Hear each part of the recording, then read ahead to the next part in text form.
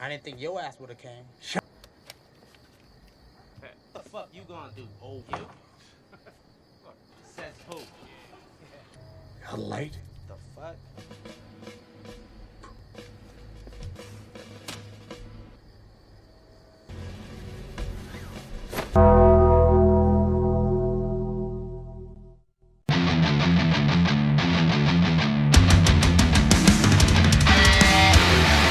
Halo teman-teman semua penonton setia tim pendongeng handal. Kali ini saya akan merangkum sebuah film yang cowok banget, yang akan menaiki testosteron Anda, yang akan membuat Anda gregetan, yang akan membuat Anda tiba-tiba ingin berlatih Muay Thai jam 2 pagi. Kali ini Bang Mamat akan merangkum sebuah film yang berjudul Gran Torino tahun 2008, yang akan mengisahkan tentang seorang kakek mantan veteran perang dunia 1 yang berkutat dengan dunia pergangsteran. Tanpa banyak basa-basi, selamat menikmati filmnya dan sikat.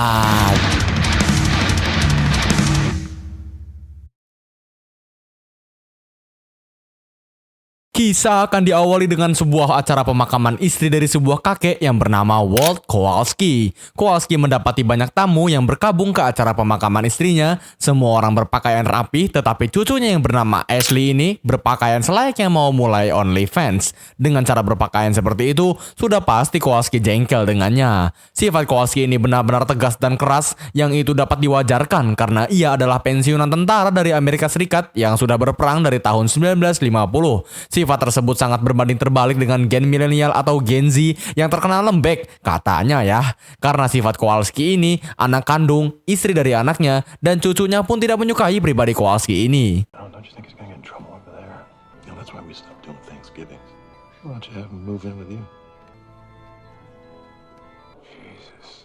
Hal menjengkelkan lagi-lagi terjadi, padahal baru saja ditinggal istrinya. Cucunya yang bernama Ashley merokok di garasinya dan mengharapkan mobil kesayangan Kowalski yang bernama Gran Torino akan diwariskan kepadanya saat ia sudah mati nanti. Kowalski benar-benar risih dengan lingkungan sekitarnya, bahkan saat ada tetangga baru yang dimana mereka adalah ras Asia, Kowalski langsung menunjukkan sifat rasis dan ketus kepada mereka. Tidak hanya itu, dia juga sangat ketus kepada pastor yang padahal pastor itu sudah diamanatkan dengan istrinya untuk menjaga Kowalski. I appreciate the kindness you've shown. She made me promise I'd keep an extra sharp. To go tend to some of your other sheep. But I never really cared for church very much. Perkenalkan, bocah Cina ini adalah Tao. Tao adalah anak laki-laki yang culun dan bukan cowok banget. Saat Tao sedang diganggu oleh gangster Amerika, gangster ras Cina pun datang dan membantunya, yang mana itu adalah sepupunya sendiri. Gangster Amerika pun mengintimidasinya dengan mengeluarkan revolver, tetapi gangster Cina pun mengintimidasinya balik dengan mengeluarkan senjata yang lebih keren, yaitu Uzi. Geng Cina mengajak Tao untuk naik ke mobilnya karena niat mereka baik, yaitu ingin melindungi sesama rasnya. Tetapi Tao yang mengambil jalan kebenaran dan agak pengecut pun tidak mau terlibat dalam dunia gangster. Come on, man. We just bailed your ass out. Come on, child, man. Yeah, Tomorrow, alright? I'll see your ass, alright? Fuck you, man. Get the fuck out of here. Di keesokan harinya, geng Cina itu datang lagi langsung ke rumahnya untuk mengajaknya ngobrol dan kembali mengajaknya untuk bergabung ke geng Cina. Tao yang sudah tidak punya pilihan lagi pun harus ikut dengan mereka, tetapi ospek pertama dari geng Cina adalah Tao diharuskan untuk mencuri mobil Gran Torino milik Kowalski. Di malam harinya, Kowalski mendengar suara kunci jatuh dari garasinya, dia pun terbangun dan pergi mengecek garasinya. Tetapi Tao ada di situ sedang berusaha mencuri mobilnya dan dia pun tertangkap basah oleh Kowalski. Akan tetapi Kowalski harus terselandung dan Tao memanfaatkan momen itu untuk berlari. Hey, man, come on, get in the car. Child, what the Man, get in. Fuck, man. Get in. Karena misi Tao gagal, keesokan harinya, geng Cina pun kembali datang ke rumah Tao untuk mengajaknya kembali masuk ke dalam geng. Karena Tao menolak ajakan itu, geng Cina pun tetap memaksa Tao hingga terjadi keributan. Tetapi saat salah satu geng Cina memasuki halaman Kowalski, tiba-tiba... Get off my lawn. Get up. Listen, old man, you don't want to fuck with me. Hole in your face and then I go in the house. Looks like you 5 feet high in Korea. You better watch your back. Get off my lawn. Keesokan harinya, Kowalski pun mendapatkan banyak sekali bingkisan dan makanan dari ras Cina akibat perbuatannya kemarin yang telah mengusir geng Cina. Tetapi karena tidak terbiasa, dia pun menolak semua pemberian itu dan membuangnya. Perkenalkan, ini adalah kakaknya Tao yang bernama Su. Lanjut di siang harinya, Su sedang berjalan dengan temannya. Teman atau pacar, saya juga nggak tahu. Dan lagi-lagi mereka pun diganggu dengan sekumpulan anak muda yang pengen main geng-gengan. Secara kebetulan, Kowalski pun muncul dan melihat kejadian itu. Dan dengan bedesnya, dia pun datang dan mengintimidasi semua anak muda itu dengan tangan yang ditodongkan ke arah mereka. Karena mereka tidak mau mendengarkan Kowalski. Tiba-tiba... Now, hey, Pops. Come on now. Fucking don't listen, do you? Shut your fucking face. Now get in the truck. Take care now. Yeah, you too. Man, listen, fucking man. He had the can. Ya, bocah tangik sok jagoan itu pun kicep dibuatnya dan akhirnya Su pun pergi bersama Kowalski untuk pulang. Di perjalanan pulang, mereka membahas banyak hal seperti nama ras mereka, tempat asal mereka, alasan mereka di sini, tahu pemerintah, knalpot racing, Reza Kecap, dan selama di perjalanan itu, Kowalski sudah mulai dekat dengan ras Cina.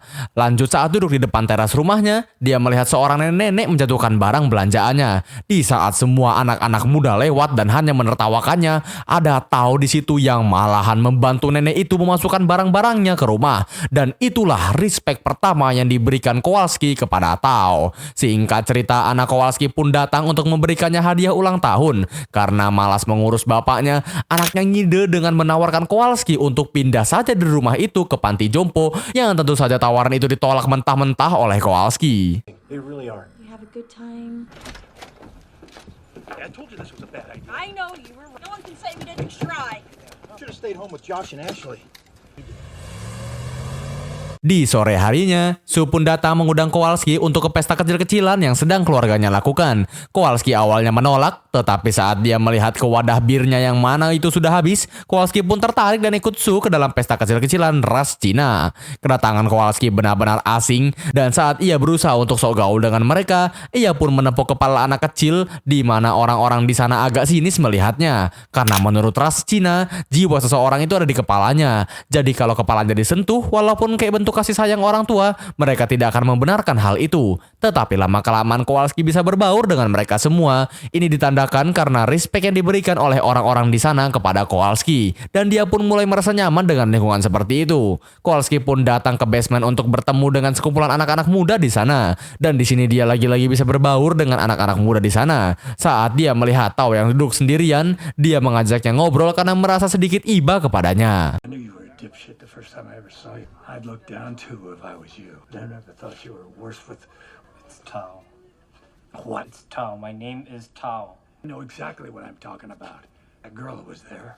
You know, you're letting click-clack... Who? Yum Yum. She's been looking at you all day, stupid, in the purple sweater. She's... Good day, puss cake. Keesokan harinya, ras Cina pun datang lagi dan memberinya makanan seperti yang mereka lakukan sebelumnya. Tetapi kali ini Kowalski menerimanya dengan baik makanan-makanan itu. Karena Tao pernah ingin mencuri mobil Kowalski, keluarganya pun menyuruhnya untuk bersikap baik dengan membantu Kowalski selama seminggu untuk menebus kesalahannya. Tao ini benar-benar dianggap remeh oleh semua orang, termasuk kakak dan ibunya yang berani memarahi dirinya di depan orang lain.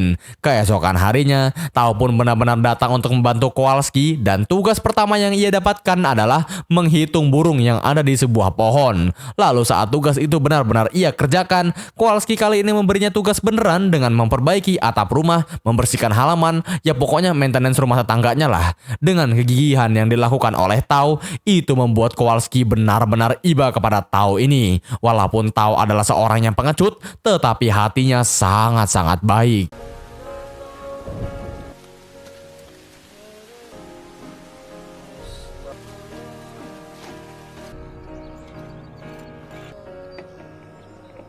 Keesokan harinya, kesehatan Kowalski benar-benar buruk karena batuknya mulai mengeluarkan darah yang agak banyak. Dia pun pergi ke dokter sendiri dan sepertinya dokter pun tahu kalau penyakitnya sudah lumayan parah. Di malam hari itu, dia pun menelpon anaknya untuk sekedar basa-basi dengannya, tetapi anaknya merespon dengan tidak baik karena ia terlalu sibuk untuk ayahnya. Keesokan harinya, Tao mengunjungi rumah Kowalski untuk kembali membantunya beberapa hal. Kowalski mengajarkannya pekerjaan dasar yang biasa dilakukan anak laki-laki, yaitu membenarkan peralatan rumah tangga ataupun alat-alat lainnya. Kowalski pun di sini mengetahui bahwa Tao tidak sama sekali berniat untuk mencuri Grand Torino, tetapi karena ia disuruh oleh geng Cina, dia pun terpaksa melakukan itu. What was your initiation supposed to be? You are a pussy, you know. You want to hang out with my Gran Torino?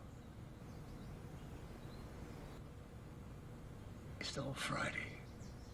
Kowalski benar-benar mengajarinya banyak hal. Dia menyarankan Tao agar mencari pekerjaan di bidang konstruksi atau menjadi kuli. Tapi pertama-tama, Kowalski ingin mengajari Tao cara menjadi cowok beneran. Kowalski pun pergi ke barbershop milik temannya yaitu Martin. Dan pelajaran pertama Tao untuk menjadi cowok sejati adalah berbicara seperti cowok sejati. Kowalski pun menyontohkan obrolan yang biasa dilakukan oleh antara sesama sahabat cowok. Tetapi bodohnya Tao pun mengikuti kata-katanya yang padahal Tao bukanlah sahabat Martin. Jangankan sahabat, ketemu aja baru ini. Kowalski pun menjelaskan kepadanya, hal seperti itu hanya dikatakan dengan teman dekatnya saja. Cowok sejati selalu berkata sopan santun kepada orang asing dan tidak merendahkan satu sama lain. Start with hi, or be polite, but don't kiss ass. Yeah, sir, I'd like a haircut if you have, and bitch about your girlfriend in your car. In fact, you could talk about a construction job. Talk about people who are not in the room. Fixed, and those sons of bitches really. See, now go out. Come back and talk. And come back and don't talk. Excuse me, sir. I need a haircut. You old Italian son of a bitch bastard from all the guys in my construction job.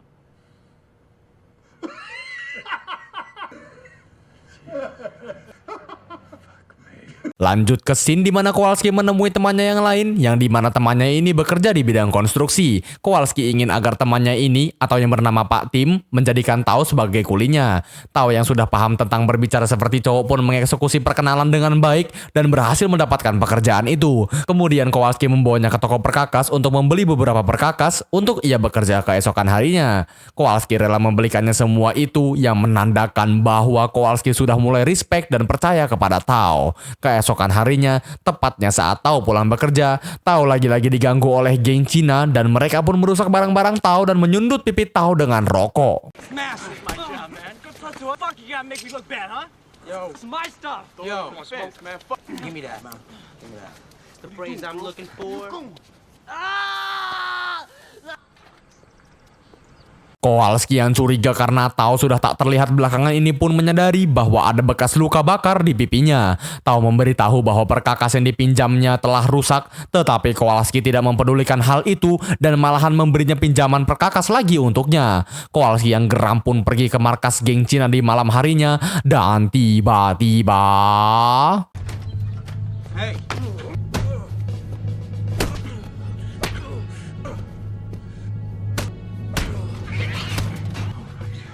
Here's the deal.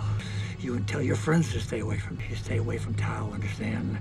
I'll take that as a yes, because if I have to, and if they don't listen to you, you tell them it's gonna get fucking ugly. Ya, tanpa ragu, tanpa takut, tanpa ampun, Kowalski pun datang ke markas dan menghajar salah satu anggota geng Cina sendirian. Sendirian loh bro. Keesokan harinya, Kowalski sedang nyantai bersama anak-anak muda dari ras Cina. Ada Tao, Su, dan ini Yam Yam, atau cewek yang sempat ketemu di basement awal scene. Rupanya Tao sudah memberanikan diri dan mengajak Yam Yam untuk berkencan. Yam Yam pun menerimanya, tetapi mereka tidak punya kendaraan untuk berkencan. Kowalski yang sudah respect dengan Tao pun dengan mengejutkannya, mau meminjamkan mobil Grand Torino-nya kepada Tao untuk dibawa berkencan. How about that? You'd let me take the Gran Torino.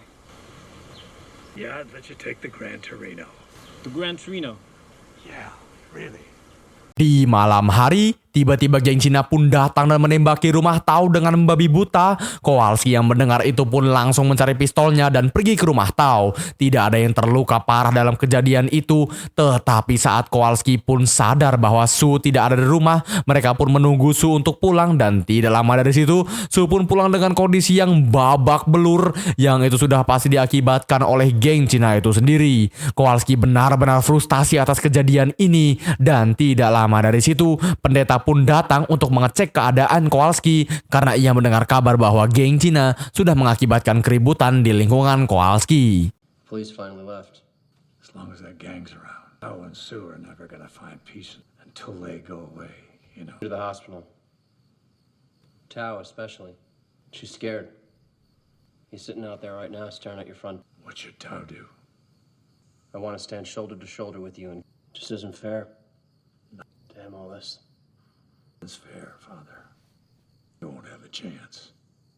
Keesokan harinya, Tao pun datang dan langsung mengajak Kowalski untuk balas dendam kepada geng itu. Tetapi Kowalski menyuruhnya untuk tetap tenang dan kembali kepadanya jam 4 sore. Anehnya Kowalski di sini mulai berdandan rapi dengan mandi, potong rambut, potong jenggot, membeli setelan jas baru, dan dia pun melakukan pengakuan dosa kepada Pak Pendeta secara tiba-tiba. Di jam 4 sorenya, Tao pun datang ke rumah Kowalski dan Kowalski tiba-tiba memberikan medali tentaranya kepada Tao untuk suatu penghormatan karena tidak ada yang tahu apakah mereka akan kembali ke rumah di malam itu. Saat Kowalski menyuruh Tao untuk menutup petinya, tiba-tiba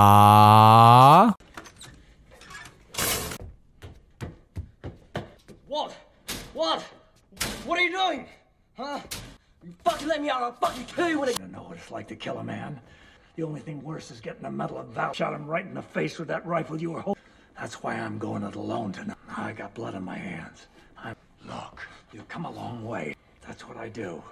And I'm proud to say that you're my friend. No! Wait! Whoa! Whoa! Ya, dengan gilanya dan sifat cowoknya, Kowalski mengunci Tao sendirian di basement agar dia bisa pergi sendirian untuk mengurusi geng Cina. Kowalski menitipkan anjing kesayangannya ke keluarga Cina dan memberitahu Su letak di mana kunci rumahnya agar Su dapat membukakan pintu basement dan membiarkan Tao keluar. Di malam hari, Kowalski pun sudah sampai di rumah geng Cina dan menantang mereka semua sendirian. Bahkan dia pun tidak gentar sama sekali saat semua orang di sana menodongkan pistol ke arahnya. Semua tangga di lingkungan itu keluar untuk menyaksikan kejadian ini. Kowalski pun mengeluarkan rokok dari jaketnya dan berancang-ancang mengeluarkan sesuatu di dalam jaketnya. Saat semua orang sudah takut, gentar, dan penasaran dengan apa yang akan dilakukan Kowalski ini, tiba-tiba...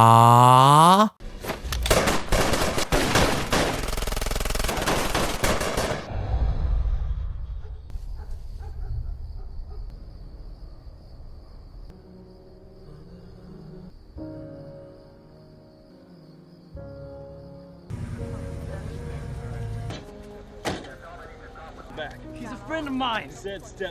What happened? Hey, step back. 你你你啊！就拉入ta,你多么不多的事你都全部，你这地方你们大不家里买嘛，干的，人我被莫多内部。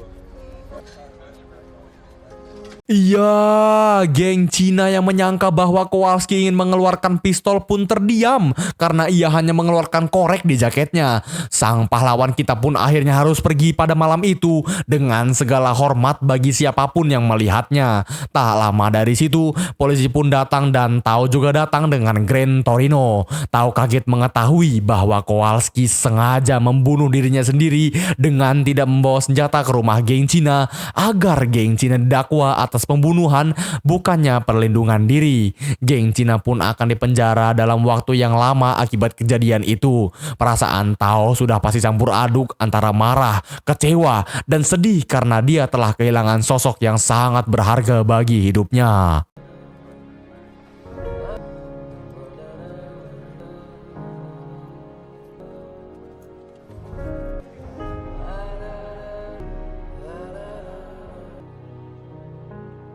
Keesokan harinya, mereka semua pun pergi ke pemakaman Kowalski di gereja. Sang pendeta pun berkhotbah tentang apa yang pernah Kowalski katakan kepadanya. Saat sesi pembagian warisan dilakukan, notaris mengatakan bahwa rumahnya akan disumbangkan ke gereja. Dan ini nih bro, sedih bro, anjir.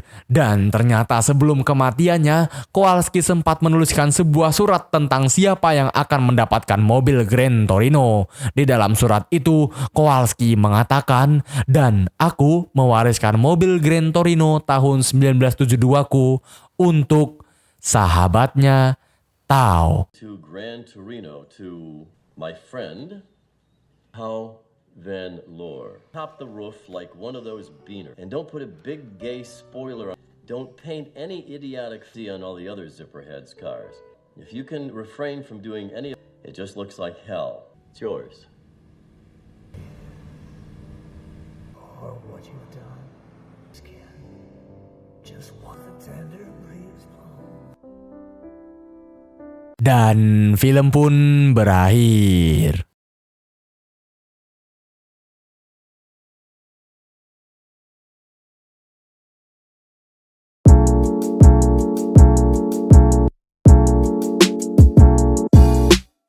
Grand Torino. Gila, film ini keren banget gak sih? Cowok banget gak sih bro? Film ini ringan banget, lebih ke drama sih. Dan kalian pasti bisa lah relate dengan film ini. Dengan rating 8,1 dan masuk ke top 200 best movie of all time di IMDb. Film ini benar-benar worth it banget. Worth it banget buat kalian tonton fullnya, serius. Recommended banget pokoknya. Sekarang kita tahu judul Grand Torino diambil dari mobil kesayangan Kowalski. Yang sebagian dari kita mungkin beberapa ada barang kesayangan yang saking sayangnya kita kasih nama dia gitu. Misalkan saya ngasih nama motor saya, ngasih nama PC saya, dan lain-lain dah. Film ini mau ngajarin kita agar kita peduli dengan lingkungan sekitar. Gak semua orang itu sama. Kowalski yang awalnya merasa hidupnya udah gak berarti lagi tiba-tiba menjadi lebih berwarna dan menyenangkan saat ia mau mencoba hal baru dengan keluar dari zona nyaman dan mencoba berbaur dengan ras lain. Karena percayalah, masih banyak yang harus dijelajahi di dunia ini bro. Masih banyak tempat untuk dikunjungi, masih banyak orang yang untuk dikenal, masih banyak orang yang peduli dengan kita. Amanat yang bisa kita ambil dari film ini adalah hidup itu indah. Saya Mamat selaku Ketua Divisi Konsumsi Tim Penuh yang handal mengucapkan terima kasih dan tetaplah bernafas.